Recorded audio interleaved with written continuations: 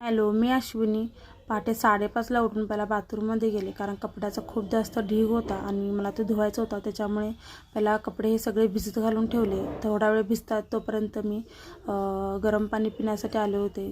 गरम पाणी पिले आणि लगेच बाथरूममध्ये जाऊन कपडे धुण्यासाठी बसले, कारण कपडे खूप जास्त होते आणि सकाळ सकाळी हे काम केलं की दिवसभर टेन्शन राहत नाही की कपडे धुवायचं आहे. त्याच्यामुळे पहिलं काम हेच केलं.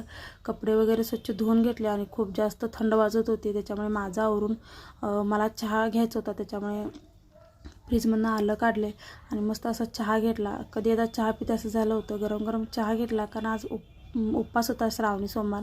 त्याच्यामुळे मुलांच्या डब्याचं पण जास्त टेन्शन नव्हतं. सगळ्यांसाठी बनाना शेक केला होता. बनाना शेक घेतला आणि दारामध्ये छान अशी रांगोळी काढून घेतली आणि मुले वगैरे गेले. त्याच्यानंतर मी माझं आवरलं. परत आज श्रावणी सोमवार होता, त्याच्यामुळे महादेवाची पिंड होती ती मी तर पुजली होती. शिवमुठ तीळ होते, त्याच्यामुळे तीळ वाहिले होते. रोजची देवपूजा होती ती केली. देवपूजा केल्यानंतर खूप छान वाटतं, प्रसन्न वाटतं, एक वेगळीच एनर्जी येते असं मला वाटते. त्याच्यानंतर मुलांच्या डब्याची तयारी केली, त्यांना नगेट्स करून दिले. परत उपवासामध्ये कड्याला शेंगाची भाजी होती, सफरचंद होतं, परत दही होतं. संध्याकाळच्या वेळेस मला मंदिरात जायचं होतं. आमच्या घराजवळच आहे मंदिर, खूप जवळच आहे. तिथे जाऊन देवदर्शन घ्यायचं होतं, त्यामुळे दर्शनासाठी गेले होते. संध्याकाळी गेल्यामुळे मंदिर खूप जास्त रिकाम होतं, जास्त गर्दी वगैरे नव्हती, गर्दीच नव्हती. आणि त्यानंतर देवदर्शन खूप छान झालं, प्रसन्न झालं, शांत वाटत होतं मंदिरात गेल्यानंतर.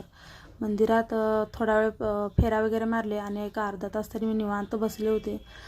तिथे माझ्या मुलग्याला त्याचा एक मित्र भेटला आणि तो त्याला फ्रेंडशिप बांधत होता आणि तो खेळाचा एकही चान्स सोडत नाही. त्याच्यामुळे मंदिरातही तो खेळत होता. तिथून आम्ही घरी आलो आणि साधं सिंपल असं जेवण केलं. असा होता माझा आजचा मिनी ब्लॉग. कसा वाटला नक्की सांगा.